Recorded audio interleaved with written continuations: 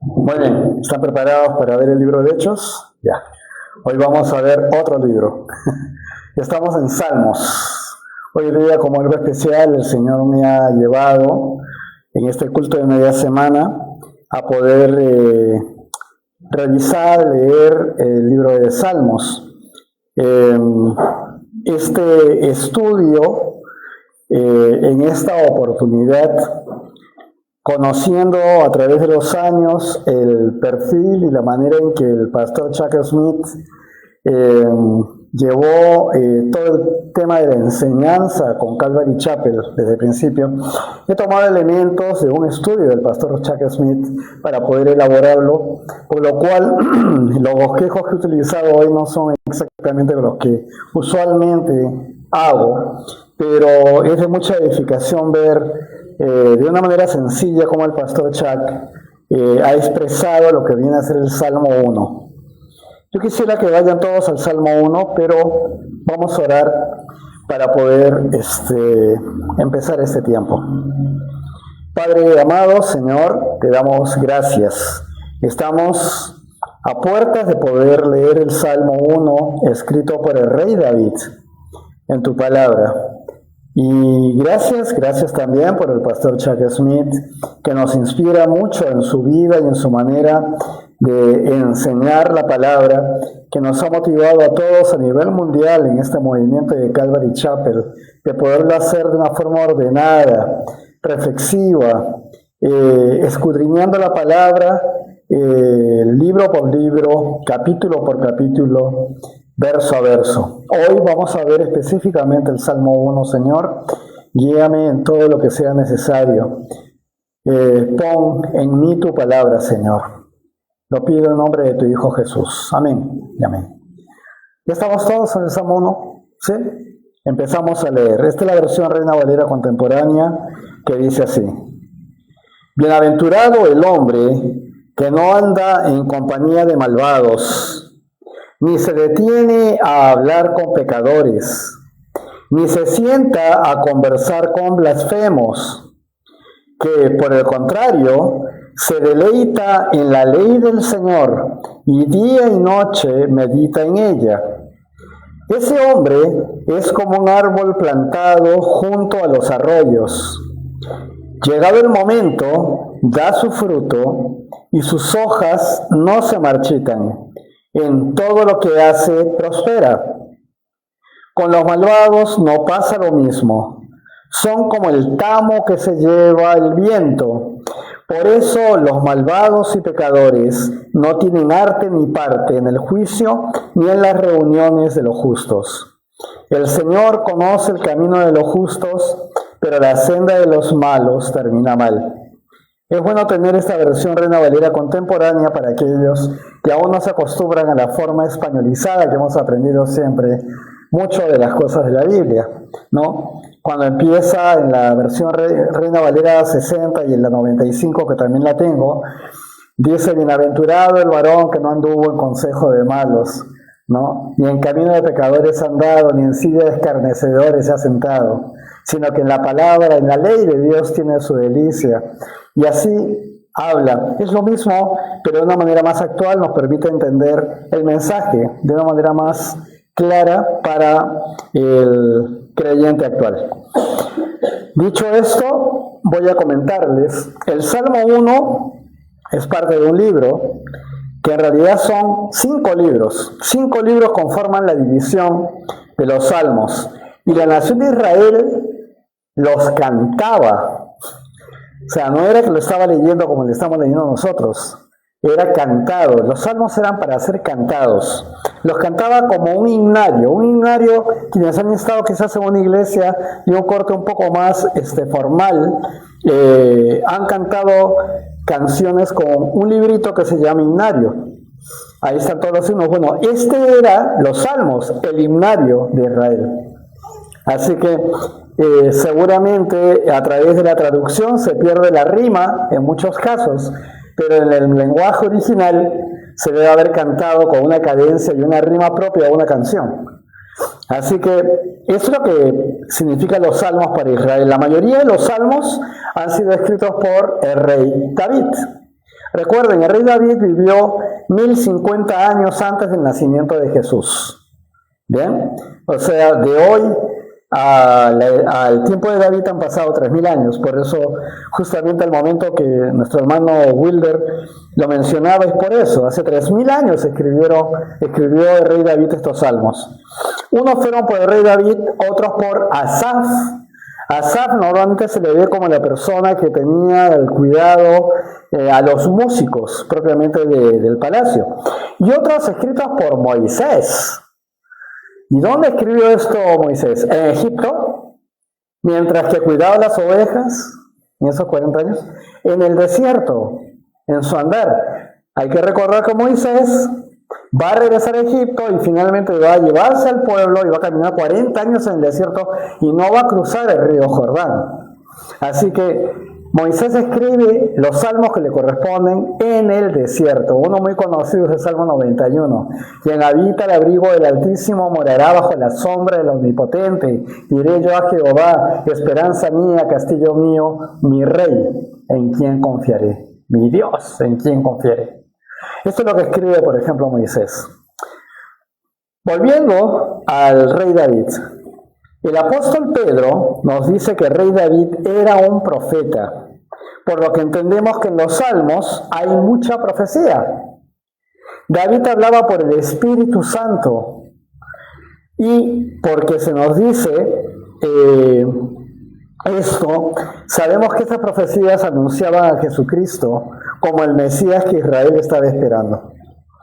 Así que el Salmo 1, y ahora sí, específicamente, el Salmo 1 trata con el hombre piadoso y con el hombre malvado, el hombre impío.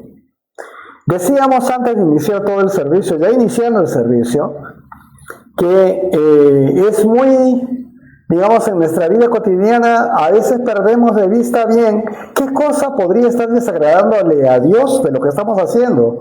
Y no tenemos todavía total conciencia de que esas cosas que siempre hacemos son pecado delante de Dios. Entonces, un salmo que puede ser muy sencillo de entender al momento de ser expresado, sin tantas palabras, sin tantas analogías, podría ser dicho, bueno, el Salmo 1 me lo aprendo rápido porque es fácil de leer y se puede entender. Pero Dios pone a David escribiendo este salmo justamente por eso, porque se nos pasa de largo muchas cosas que en realidad, viéndolas bien, son malos hábitos que tenemos y que son desagradables ante Dios. Entonces, en una forma sencilla, el Salmo 1 trata con estos dos hombres, el piadoso y el impío. Hay un contraste que se expresa por desde la primera y la última palabra del Salmo. Al piadoso se le llama, ¿cómo se le llama al piadoso? Bienaventurado. Y al final del Salmo 1, al impío se le va a llamar, o se le sentencia más bien, diciendo que termina mal. En realidad en la versión 60 y la versión 95 dice perecerá. Eso es lo que dice. Entonces la primera palabra que encuentras es bienaventurado y la última es termina mal o perecerá. Bien, está hablando en ese contraste en los dos. Y vamos a ver lo que dice entonces el Salmo 1, en el versículo 1. Bienaventurado el hombre que no anda en compañía de malvados. Así lo dice tu versión Reina Valera contemporánea, ¿verdad? Ya. En el hebreo, la palabra baruj, así se pronuncia, significa bienaventurado. A nuestra forma de hablar diríamos, feliz el hombre que, eso vendría a ser esa traducción correcta desde el hebreo. Feliz el hombre que. Iniciando este pequeño estudio podemos ver a este hombre feliz en un contexto negativo al decirnos que no anda en compañía de malvados, ni se detiene a hablar con pecadores, ni se sienta a conversar con blasfemos. Eso es lo que dice el versículo 1. Ahora, el Señor nos muestra el estado natural del hombre en un mundo liderado por Satanás. Primero le podemos ver andando frecuentemente junto a personas malvadas. A veces sí, bueno, ¿no? Estamos ahí, son del barrio, son de esto, son del otro, pero estamos en un círculo de personas. Quizás sea tu trabajo, quizás tú estás ahí porque tu trabajo te lo exige, pero tú ves que todo lo que hay en la mente y en el corazón de esas personas con las que estás son de un corazón que no conoce a Dios, de un corazón que habla groserías, un corazón que constantemente está con muchas cosas que son desagradables al oído inclusive, y malas intenciones, malos pensamientos, malos deseos, expresados con sorna y con gracia y entre bromas. No es un ambiente que hayas conocido a lo mejor en algún momento de tu vida, o a lo mejor ahora que estás trabajando, o a lo mejor que todo es así. Es lo normal. Si no, súbete a un micro, a un bus, y escucha todo lo que habla entre el conductor, el cobrador, más la música que suena. Ahí nomás te das cuenta la influencia que el mundo ha tenido sobre la mente de aquellas personas que no han entrado en las cosas de Dios, que no las conocen. O si en algún momento fueron personas con un corazón más abierto, sensible, fueron cambiados por una forma de ser que en realidad te mantiene a la defensiva. Eso es lo cierto, para que tú no seas golpeado por el mundo y te mantienes al mismo tiempo y te pones al mismo nivel que las personas que ya son mayores que tú y que de pronto hablan así y hacen las cosas de esa manera. Pero acá dice que el Señor nos muestra el estado natural del mundo liderado por Satanás. Anda con personas malvadas frecuentemente, y a continuación de eso observamos que se encuentra el hombre envuelto con pecadores. Quiere decir, finalmente él está involucrándose en las cosas de ellos. Ya no es solamente que estás ahí, sino que se involucra en las cosas de ellos. Camino de pecadores, dice la palabra. ¿Ok?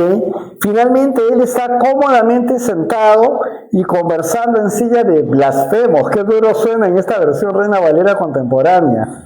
¿Ya? Escarnecedores es la palabra en la versión 60 y en la versión 95. Es interesante. ¿Qué cosa es un blasfemo? Un blasfemo es la persona que habla cosas en contra, la palabra lo dice, Jesús lo dice, en contra del Espíritu Santo. Y acá lo dice directamente. Quienes han hecho esta renovación digamos, y han convertido de la parte tradicional, españolizada, digo yo, de las versiones anteriores a la contemporánea, pues están buscando el sentido real de las palabras del griego, del hebreo, para poder llegar a una forma de poder expresar lo que ahora estamos leyendo. Quiero decir, a ver, tenemos traducción de traducción, y mucha gente dice, pero lo que se lee en la Biblia está traducida ahora, y ya no es lo mismo que se escribió originalmente. Es verdad, pero no es verdad. Eso viene del enemigo, mentiras con verdades. Es verdad, pero no es verdad. El sentido de la palabra se mantiene vigente, y si quieren tener alguna comprobación de todo esto, vayan a su computador y bajen un programa que se llama Strong. Así como se dice strong, fuerte en inglés, Strong, termina con la G. Ahí se encuentra, ponen cualquier versión de la Biblia y van a poner el texto que ustedes quieren ver, que puede ser el Salmo 1, por ejemplo, y cada palabra y cada texto tiene un código, G15, por decirlo así, marca G15 y te va a salir la traducción en el idioma original. Y te va a decir exactamente lo que significa, o sea, cómo lo expresa. Por eso es que te digo, es verdad, pero no es verdad. Porque tú vas a leer la misma palabra en tu lenguaje actual. Algunos lenguajes actuales son demasiado amplios, son demasiado hechos para que tú lo entiendas. ¿Ya? Ya se pierde el sentido. Y yo podría mencionarlos para que no vayan por ese tipo de traducciones. Pero en todo caso yo les sugiero que se mantengan en la Reina Valera, que respeta muchísimo y siempre lo ha hecho todo lo que se nace de la palabra desde el hebreo y del griego particularmente. Continuando con esto, habla pues entonces de silla de blasfemos o silla de escarnecedores. Personas llenas de impiedad. ¿Quién es el impío? el que no tiene piedad, ¿verdad? El que no tiene un corazón dispuesto a las personas, sino más bien comete maldades. Desalmados, podríamos decir, para que sea más entendible. Desalmados, ¿qué significa? Que no tiene alma. ¿Y qué cosa es el alma? Donde están tus emociones, tu carácter. Entonces, desalmados. Nosotros llamamos así a las personas que realmente hacen daño, ¿verdad? Muy bien. Dice que pueden estar conversando con esas personas. Nos solemos ver así, hermanos y hermanas, en el mundo. Porque ese es el mundo. Y de ahí vienen muchísimas cosas más. Este es el lado negativo de la persona, ¿no? Pero la persona bienaventurada no hace estas cosas, sino que, versículo 2, que por el contrario se deleita en la ley del Señor y día y noche medita en ella. En los tiempos de David, ¿cuál sería la ley? Los mandamientos de Dios, ¿verdad? Y ahí estaban ya los libros Levítico, Números, Deuteronomio. Para nosotros hoy es la Biblia completa, es la palabra de Dios, donde está eso y todo lo demás hasta Apocalipsis. Así que si estás en la palabra todo el tiempo, bienaventurados son. Apaguen por favor o bajen el volumen de sus celulares. Gracias. Entonces, volviendo al tema, que por el contrario se deleita en la ley del Señor y día y noche medita en ella. Así que la persona feliz, bienaventurada, es la que está siendo dirigida por el consejo de Dios. Qué interesante, porque Pablo, hay un momento en que dice, ya no tengo sangre en las manos, hablando de uno de los pueblos donde estuvo, en la zona de Macedonia, me parece que era, ya no, o Asia Menor. Lo cierto es que dice, ya no tengo sangre en las manos porque les he dado todo el consejo de Dios. ¿Cuál era el consejo de Dios en el tiempo de Pablo? Todo lo que eran las antiguas escrituras o el Antiguo Testamento que nosotros tenemos. O sea, desde Génesis hasta Zacarías, ¿no? Hasta Malaquías. Esos últimos profetas, todo eso completo, de todo eso hablaba Pablo, con las profecías y con todo para mostrar que Jesús es el Señor y era el Mesías que Israel estaba esperando. Así que él está meditando, este hombre y esta mujer, está meditando en la ley del Señor, día y noche. Y como consecuencia de tomar el consejo de Dios, miren el versículo 3. Ese hombre, aquí en la versión Reina Valera contemporánea dice es. En la versión 60 y 95, será como. ¿Ok? El sentido es el mismo. Ese hombre es como un árbol plantado junto a los arroyos o a los corrientes de agua. Llegado el momento, da su fruto y sus hojas no se marchitan. En todo lo que hace, prospera. ¿Quiénes han llevado Génesis? ¿Quiénes han llevado el libro de Génesis? En la parte en que José se encuentra primero como esclavo en la casa de Potifar, después en la cárcel, que estaba en la casa del guardia del faraón, ¿no? Y después con el faraón. Habíamos hablado del significado de la palabra prosperar en ese contexto. ¿Alguien se acuerda? Poder de Dios. Todo lo que hacía José era bajo el poder de Dios. Y esa es la prosperidad verdadera, no es esta. Esta puede ser una consecuencia de lo que haces y que de pronto produce que haya beneficios económicos. Pero todo viene de Dios, esa es la diferencia. Entonces, a esa prosperidad se refiere. Dios lo compara como árbol plantado junto a los arroyos, o como será como árbol plantado junto a corrientes de agua. Este jardín, aquí en la iglesia, estábamos preocupados con Mechita porque se nos estaba secando muy rápidamente. ¿Quién dijo por ahí? Ada dijo un día, el sol de Chosica, que todo el mundo celebra y festeja desde Lima, pues acá nos seca todo. La verdad, uno ve los cerros y yo visualizo, los imagino llenos de árboles, llenos de pinos, todo verde, y digo, wow, qué lindo sería que todo estuviera verde, muy fresco. Pero esta es la zona de Chosica, así de árida. Cuando tú pones cuando regamos una planta y cuando le tenemos junto a algo que generalmente tiene agua, pues vemos que todo el entorno crece. Si el pasto está de este tamaño, aquí se levanta el pasto a una velocidad. Yo me doy cuenta aquí nomás en este jardín. Un árbol plantado junto a corrientes de agua, junto a arroyos, es un árbol con vida constante. Uno puede ver hasta las raíces que ya salen de la tierra y se van hasta el agua, ¿no? Y esto lo contrasta con el árbol que está en un área desierta, que también hemos visto en algún momento, ¿verdad? Aquellos árboles, por ejemplo, que son del desierto, muy conocidos en el desierto peruano. ¿Lo conocen? Cubren las dunas. Los guarangos. Los guarangos crecen enormes, pero cuando lo ves en el desierto y tú ves las dunas del desierto, ves cómo el árbol crece y cómo se hace como un sombrero sobre las dunas. Tú te metes debajo y tienes que caminar, pero las ramas son gruesas. Son árboles que crecen bastante altos cuando están en una zona que no es propiamente la arena del desierto, y están llenos de los guaranguillos, ¿no? ¿Cómo se le llama? El guarango, pues, ¿no? Estas pepitas de las que hacen tantos jarabes, cosas y licores también. Entonces, esos son de desierto, pero que sean árboles frescos realmente, así rebosantes de vida, no. ¿Ya?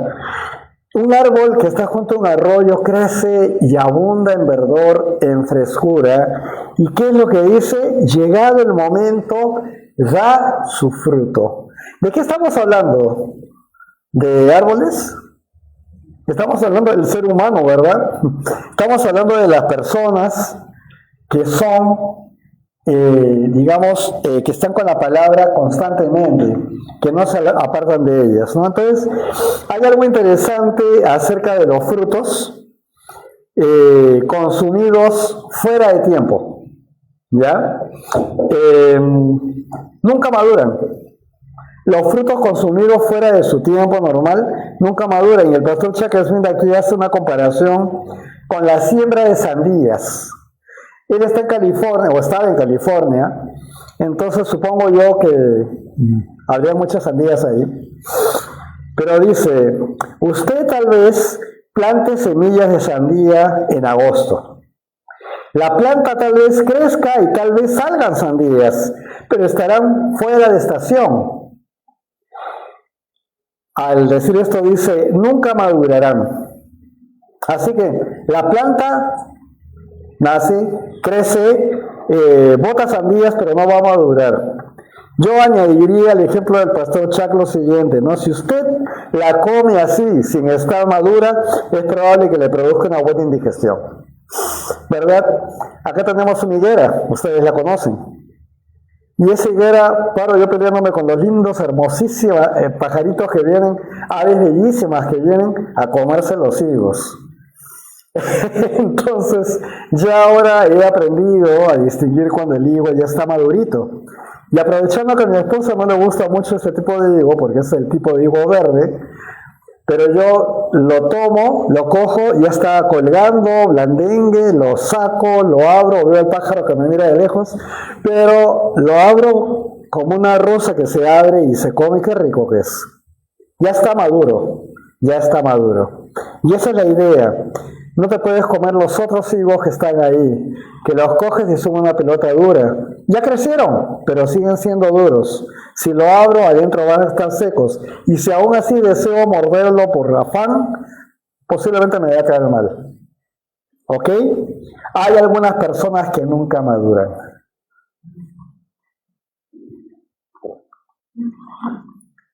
A eso iba. Hay algunas personas que nunca maduran. Y esto quiere decir personas que realmente no dan frutos maduros de fe en sus vidas. Son creyentes, pero no dan frutos. En el capítulo 4 del Evangelio de Mateo, Jesús nos dice que la semilla sembrada en diversos tipos de suelo resulta en diversos desarrollos de fructificación.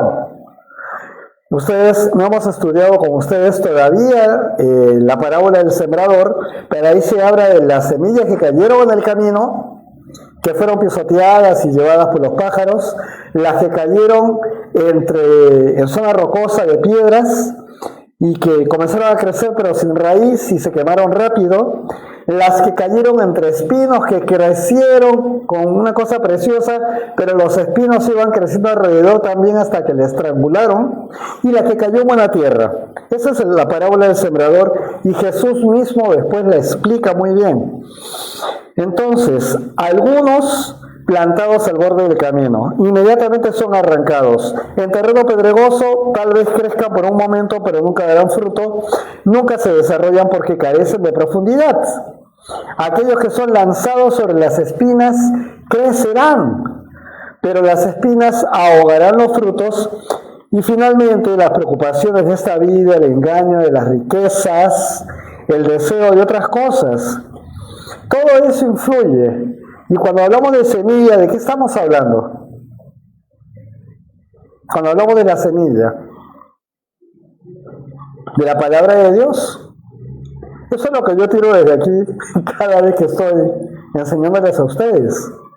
Y si hay personas que no conocen al Señor, que no lo han recibido todavía, no pueden evitar que la semilla caiga en ellos. Dice que la palabra nunca regresa vacía. Si acá vienen incrédulos o personas que rechazan tener este vínculo con Dios, pero bueno, vienen por A, B o Z motivos, la palabra está ahí, ya se les dio. En su tiempo fructificarán. Por ahora posiblemente cayeron en el camino, o cayeron en la parte rocosa, o cayeron, si se animaron y se emocionaron, cayeron entre los espinos y han crecido un poco, pero ¡pum! Nuevamente, hay personas que nunca maduran. A eso vamos. Y de eso está hablando la palabra. Muy bien. Solamente aquel, o la semilla, que cae en buen terreno es el que da fruto en diversos grados. Cada semilla da 30 o da 60 o da 100 veces más de lo que había sido inicialmente. Jesús dice, en esto es glorificado mi Padre, en que lleven mucho fruto. Así que los frutos que damos los creyentes, en el trabajo, en las formas que estamos, en el lugar donde estemos, sin ocultar que somos cristianos, llevando la palabra de Dios diariamente, teniendo nuestros 5 minutos, 10 minutos, 15 minutos, no sé, de palabra, en esos tiempos, luego eso es lo que nos va a acompañar el resto del día. Para mí preparar Salmo 1 hoy ha sido llenarme de la palabra y del sentido de lo que el rey David ha estado escribiendo con la inspiración del Señor. Así que más adelante en el capítulo 15 de Juan, Jesús va a decir, no me eligieron ustedes a mí, sino que yo los elegí a ustedes y les he puesto para que vayan y lleven fruto y su fruto permanezca. O sea, sale el fruto, se lo comió el pájaro, nunca lo vi. No, el fruto debe ser permanente, no son frutos de comer y desaparecer, son frutos permanentes. Ahora, ¿eres un hijo o una hija de Dios? Entonces deberíamos estar interesados en ser fructíferos, en dar frutos, llevando esos frutos duraderos en nuestras vidas. En esta parte del Salmo 1 vemos entonces al hombre que está meditando en la ley del Señor, que fructifica, ¿no? Lo medita de día y de noche. Y Dios ha dado las reglas de la felicidad en esto. Dios nos ha dado las reglas de la prosperidad también, que viene a ser el hacer todas las cosas bajo la dirección de Dios, con el poder de Dios. Y ahí están en su ley porque dice al final, en todo lo que hace, prospera. Y en esta porción es donde la poesía hebrea, no las voy a complicar mucho, los salmos Normalmente los salmos tienen muchísimo de poesía. Es fácil darse cuenta cuando uno lee los salmos, que todo está escrito de manera poética. La poesía hebrea va a entrar en acción aquí y va a contrastar las ideas. Hemos hablado del hombre que no anduvo en camino de pecadores, ¿no? Que no estuvo sentado en la silla de los malvados, de los blasfemos. Pero contrasta las ideas porque vean su versículo 4 en sus Biblias. Dice, con los malvados no pasa lo mismo. Si son como el tamo que se lleva al viento. Siempre explico, ¿qué cosa es el tamo? Vemos las películas del oeste y vemos esa maraña de paja en el desierto del oeste, del viejo oeste americano, con la música ya. Y ahí se ve que corren así solitas, parece que dan esas bolas de paja, ¿no? Ese es el tamo, un montón de pajas de distintas plantas que se han juntado y el viento las ha ido modelando. Muy bien. Ese es el versículo 4. Dice que los malvados, con ellos no pasa lo mismo que con el hombre bienaventurado. Son como el tamo que se lleva el viento. Esto es contrastado entonces con el árbol plantado junto a arroyos, llevando fruto a su tiempo, pero los malos son como el tamo que se lleva el viento. Se trata ahora de una figura cotidiana para las personas de aquella época. Esta figura cotidiana era porque estaban dedicadas mayormente a la agricultura, ¿verdad? De eso comían. Cuando ellos trillan su grano, están con el maíz, trillan su grano y lo ponen, lo lanzan al aire y lo lanzan al viento, todo eso que están sacando.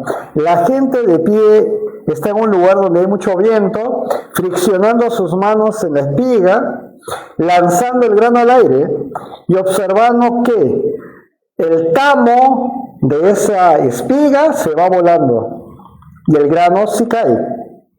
Se reserva y se guarda. Eso es comida, eso es alimento. Pero lo otro, ¿dónde quedó? Ya está a 1 kilómetro de distancia volando en el viento. Ese es el tamo. Así es el hombre malvado, inicuo, impío, que parece tener presencia, poder y todo lo demás, pero ante Dios, mientras que no lo mire, toda la misericordia de Él mientras que viva, pero el día que cierra sus ojos simplemente pasó a la historia y no echó fruto de nada, solamente de maldad. Entonces eso se va volando, cae el grano. Así que el malo es como el tamo que el viento se lleva al viento. Y el versículo 5 y 6 dice, por eso los malvados y pecadores no tienen arte ni parte en el juicio ni en las reuniones de los justos. El Señor conoce el camino de los justos, pero la senda de los malos termina mal. En la versión 60 y 95 dice, perecerán. Acá dice termina mal, como que está un poquito más suave que perecerán, ¿no? Pero es lo mismo. Así que quien permanece cerca de la palabra de Dios nunca vivirá seco espiritualmente. Esta sequedad creo que todos podemos haberla probado en algún momento. Quienes andamos en los caminos del Señor, hay momentos en que parece que no nos escuchan y ese tipo de cosas de las cuales hemos hablado también el día domingo, ¿no? Que el Señor tiene planes, en esos momentos en que Dios se mantiene en silencio y no contesta las oraciones, aparentemente, pero estamos dentro de ese plan y va a venir después lo que Dios va a hacer. Entonces, quien permanece cerca de la palabra de Dios nunca vivirá seco espiritualmente. Tarde o temprano va a dar sus frutos, porque sus raíces están en el lugar correcto. Las raíces del hombre creyente están en el lugar correcto. Y ya vamos terminando. Hay 3 aplicaciones de este salmo para nuestra vida. Perdón. 1, debemos cuidar las compañías y consejos que permitimos entrar a nuestra vida. Es algo muy importante esto. El Salmo 1 nos recuerda que las influencias equivocadas pueden alejarnos lentamente de Dios. Nos van secando, para decirlo dentro del mismo contexto del Salmo. No todo consejo recibido es sabio. Es verdad que en Proverbios el rey Salomón va a poner que en la multitud de consejos está la sabiduría, pero claro, no significa que todos los consejos sean buenos. Uno discierne y comienza a ver cuál consejo es bueno y cuál no. Pero en la multitud de consejos hay sabiduría. ¿Ok? Entonces, no todo consejo es sabio, ni toda amistad que tengamos nos acerca al Señor. Necesitamos tener discernimiento espiritual para caminar con personas que edifican nuestra fe. Siempre decimos acá la importancia de poder estar con la palabra todos los días. La palabra quizás no la tengas de memoria del momento que estés pasando la aflicción, pero te va a dar la sabiduría y la iluminación para poder entender el momento que estás pasando y sabiendo que no estás solo, no estás sola, y de pronto tienes un resultado al final que tú por ti mismo no lo habías esperado. El Señor actuó, estuvo contigo en todo el momento que pasaste la prueba, porque confiaste en Él, porque estabas en el fuego de la palabra de Dios que leíste desde la mañana. Eso es así. Nuevamente, recuerden a Jesús en el desierto. Cada una de las tentaciones de Satanás a Jesús en el desierto, que estaba hambriento, que estaba sediento, cansado después de 40 días y sus noches allí, cada respuesta que dio el Señor venía del libro de Deuteronomio. Esto que dijo el Señor dice que no solamente de pan vivirá el hombre, sino de toda la palabra de Dios, Deuteronomio, ¿no? Entonces, bueno, todas las respuestas que dio son de ese libro. Y los pastores normalmente comentan y dicen que posiblemente, era muy posible que Jesús haya estado haciendo su devocional en Deuteronomio en esos días, en esa mañana, no lo sé. Pero cuando llegó Satanás, estaba él físicamente extenuado, exhausto, pero lleno del Espíritu Santo y con la palabra firme ante la tentación. A eso me refiero. Eso funciona con nosotros también, porque es nuestro mismo Dios y es el mismo Espíritu Santo que tú y yo tenemos. Así que necesitamos discernimiento espiritual y eso te lo da el Espíritu Santo, pero debes mantener el fuego para que eso se produzca y esté contigo en todo momento. Segundo, la verdadera fortaleza espiritual nace de permanecer en la palabra. Tu fortaleza, cantamos, al principio cantamos, eres mi fortaleza, ¿verdad? Esta canción habla de esperanza, habla de hacer las cosas sabiendo que el Señor está contigo porque Él te hace fuerte, Él te refuerza. Y la verdadera fortaleza que viene de Dios nace de permanecer en la palabra. El hombre bienaventurado no vive solamente de emociones. ¡Ay, qué lindo, qué chévere hoy día! Y la palabra de hoy es un mensaje, ¡ay, qué bonito mensaje!, ¿no? Se trata de la palabra de Dios, que te debe alimentar de Él, poner digamos, el pie que pones en el día, ese debería ser con la palabra. No son emociones o momentos de pronto espirituales, ¿no? El que medita día y noche en la palabra de Dios, en la ley del Señor, es el que tiene esta realidad, la estabilidad, la paz y la madurez espiritual vienen de una relación constante con Dios y con su palabra. Si no, vas a ser finalmente no malvado, pero el viento también te va a soplar y también te va a querer llevar. Si no estás firme, asentado en la palabra de Dios.